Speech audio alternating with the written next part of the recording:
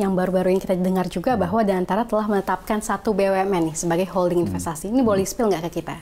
Jadi kita sudah ada satu BUMN, dan itu dulunya dari IFG, anak perusahaan namanya Bahana Mitra Investasi. Dan kita pilih ini karena memang ini yang paling clean. Jadi balance sheet-nya clean, tidak ada liability, tidak ada istilah, almost ada satu direksi, satu komisaris. Jadi sesuatu yang clean, mirip dengan proses waktu kita pemilihan untuk Danantara Asset Management. Danantara Asset Management kita harus mencari BUMN yang kosong kasarnya. Ya, jadi kita beruntung bisa melakukan itu. Jadi prosesnya juga lebih cepat. Itu sekarang udah berubah nama menjadi Danantara Investment Management. Nah, sekarang udah ada 3 direksi, saya sendiri, Pak Bono yang dulu di AHP, dan juga Pak Stefanus di sana, dan juga kita sekarang udah ada 3 komisaris. Jadi ya sesuatu yang bagus di situ udah mulai, tapi ya sesuatu yang sangat baru ya karena baru beberapa minggu. Jadi saya juga harap, saya tahu bahwa para pemirsa ingin sekali pengen tahu investnya kemana. Ya, tapi semua saya selalu bilang kita fill the team. Dari sisi tim, habis itu proses, dari sisi proses ya baru nanti kita berinvestasi. Jadi memang yang seperti dari awal pertama kali saya pernah ditanya invest apa akhir bulan Februari, something yang bisa dibilang boring, slow, karena menurut saya harus predictable, harus ada cash flow, dan kita harus mencari sesuatu yang aman dulu baru nyaman. Itu yang dibilang Pak Rosan pasti pernah ngomong, kita ngulang, ini kita harus aman dulu baru nyaman. Jadi kita bisa ada perusahaan yang kita direct investment, jadi kita kasarnya membuat BUMN baru lah, perusahaan yang besar baru.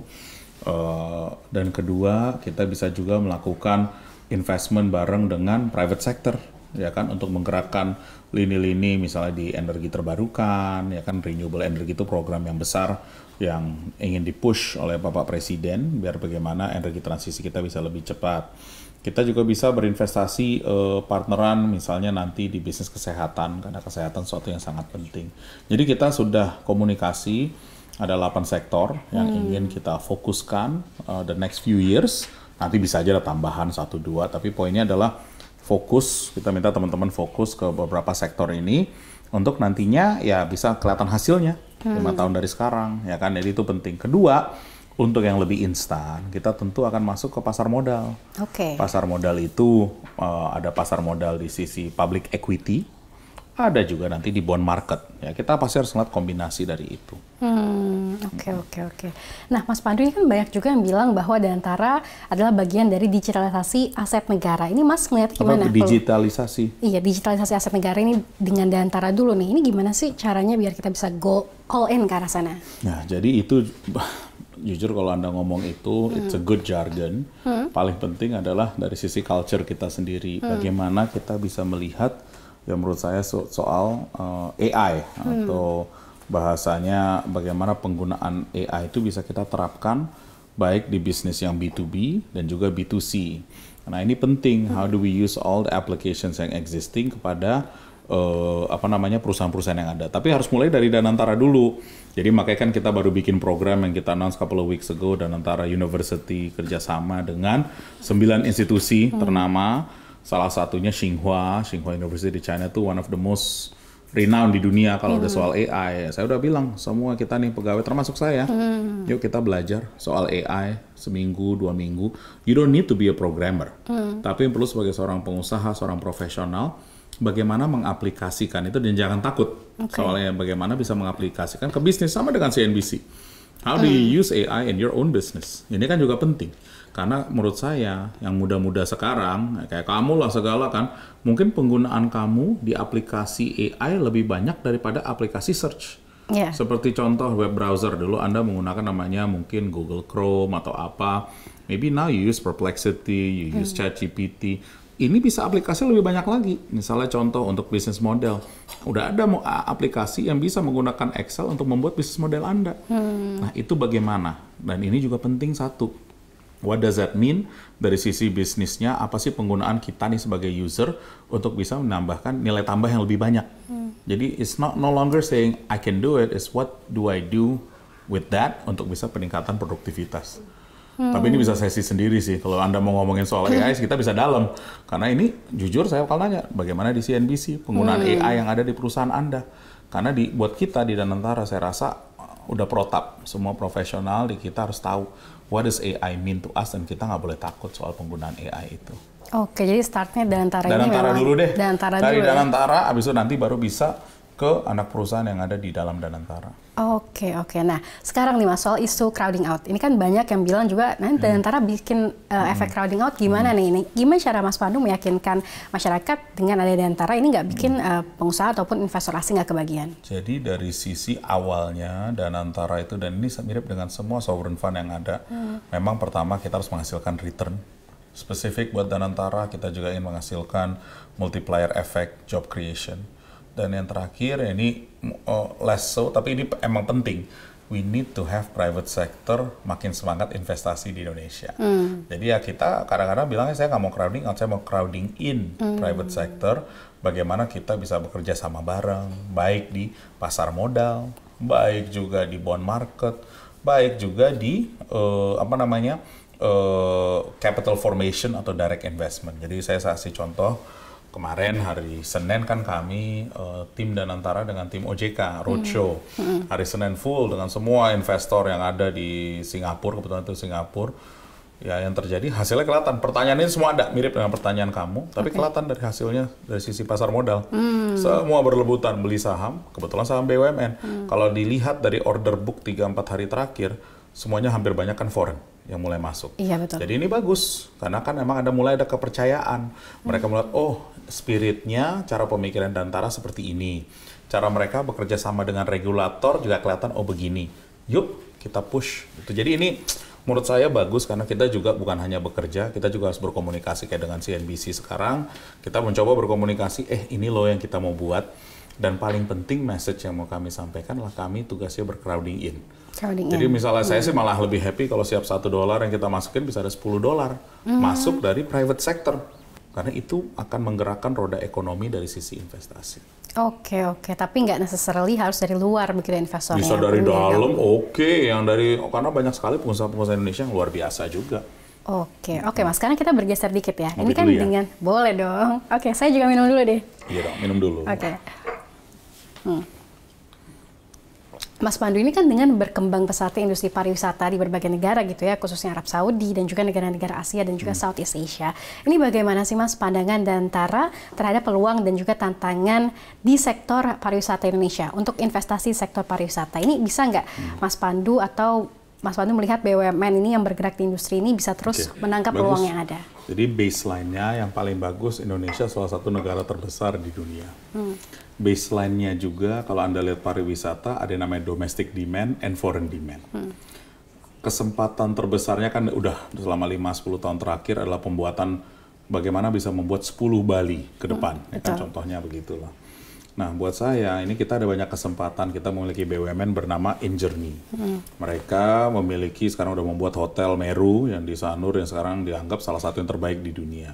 Tugasnya bagaimana membuat brand Meru itu menjadi global brand. Itu salah satu mungkin tugasnya Bu Maya di InJourney. Kedua, ini juga bagus Pak Presiden announce bahwa dan melalui Pak Menhub untuk airport-airport kita semua menjadi international airport. Ini kesempatan karena InJourney kalau digabung-gabung semua airportnya, maybe top 3, top 4 in the world sebagai airport provider. Tugasnya bagaimana membawa airport itu semuanya menjadi world class. Tapi yang memang paling penting Jakarta dan Bali. Saya juga sangat sadar soal itu. How do you create Jakarta, Bali sebagai salah satu dua simbol itu menjadi jauh lebih baik lagi. Sekarang udah bagus. Ya, bagaimana lebih baik lagi dari sisi service, pelayanan, dan juga untuk Shania kalau pergi ke sana lebih banyak spending di airport kita. Ini penting. Kalau kayu nggak spending kan kita juga tidak bisa merakan roda ekonomi di sana. Ketiga, ini role-nya juga sangat penting di BUMN, penghubungnya. Ada penghubung udara, ada penghubung laut, ada penghubung darat. Dari sisi tiganya ini harus kerjasama dengan negara untuk bisa memberikan layanan terbaik buat semua kelas, mau dari kelas menengah, bawah, middle, upper, sama juga all the way to upper class. Kita harus memperbaiki tiga tadi, dari sisi pesawat, ya kan, dari sisi lautan, dan juga dari sisi darat. Itu long term project kita. Jadi menurut saya, kalau dari sisi udara, Garuda yang kita lagi lakukan revitalisasi Garuda. Dari sisi darat, udah ada pembicaraan soal Wush ke Surabaya, menurut saya sangat baik. Ketiga, yang ini PR besar kita adalah soal kelautan.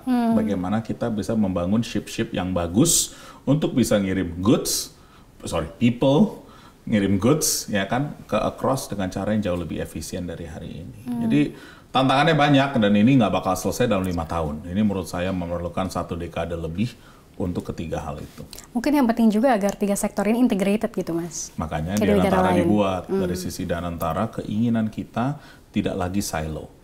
Semua memikir big picture jadi satu, how do we support each other? Seperti contoh, kita ingin juga Garuda dengan Injourney bisa lebih nyatu dalam sisi berdiskusi dan berbisnis. Di mana mereka ini satu seamless experience untuk customer seperti misalnya datang.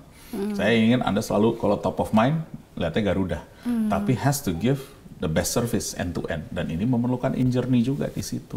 Jadi banyaklah kolaborasi-kolaborasi yang akan kita lakukan between BUMN, between Danantara companies lah sebutnya. Kita ingin Danantara companies ini lebih banyak berkolaborasi dan untuk itu kita akan buat alignment-nya di situ.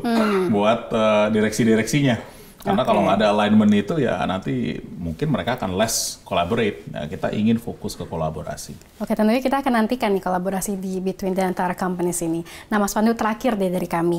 Apa sih impian jangka panjang Mas Pandu buat Danantara? Ada nggak sih bayangan Indonesia bisa gimana dengan Danantara? Jadi saya mungkin impiannya 1 dekade aja lah, 10 tahun, 5 tahun, 10 tahun. Siapapun nanti pengganti saya pengen mereka bilang, saya mau bangun rumah ini lebih baik lagi. Jadi saya ingin membuat kultur. Kulturnya tuh membangun, bukan kultur ngeliat ke belakang. Oh ini orang salah, ini ABC salah. Kalau itu kan stylistik. Bagaimana kita membangun kultur always looking forward, ke depan.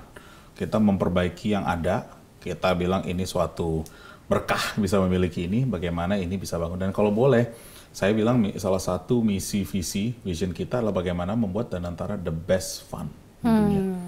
Jadi bukan lagi one of the best fun. And we always aim for the moon. Ya, kalau misalnya belum nyampe moon, kita will land among the stars. Itu dari Pak Presiden sendiri. Dan menurut saya itu yang bagus. Karena Pak Presiden seorang yang sangat senior, sudah melihat banyak hal dalam hidup. Kita yang muda-muda bilang, it's a good way to really reach for the stars. Really reach for the moon. Bukan aja stars. So you land among the stars. Jadi saya bilang, udah, our vision, be the best. Oke, keren banget, Mas.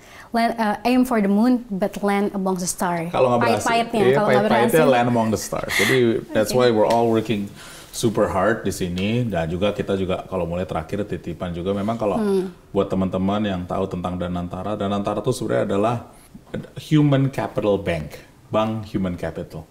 Kita mungkin bisa dibilang suatu organisasi yang akan sangat elitis karena we only look for the best, but we will be inclusive. Ini juga penting. So we want semua orang berjenjang, bertahap bisa masuk. Dan kita memang yang masuk di sini juga, saya terbuka juga. There's between the young people, saya bilangnya ada up or out. Kalau within a year, 2 year can't keep up, nggak apa-apa. Kita mungkin kirim dulu untuk latihan lagi di Danantara companies. Tapi tugas utama kami, how do we make ourselves dari sisi Danantara, the people in Danantara, more and more competitive. Dan saingan kita bukan Indonesia. I compute global, yang terbaik yang ada di dunia. Makanya sekarang pun ada yang ngomong, Danantara ada beberapa orang asing, itu betul. Kita ada 7 warga negaraan yang udah ada. Sekarang udah lebih dari 200 orang yang udah join Danantara. Tapi tugasnya saya juga ngomong ke semua stakeholder, saya tentu mencari orang Indonesia utama. Kedua, saya cari diaspora Indonesia. Kalau itu belum ada, ya saya cari yang dari luar negeri untuk nantinya melakukan knowledge transfer and know-how transfer. Habis itu ya nanti orang Indonesia bisa mengisi itu sendiri. Karena that's just a matter of time.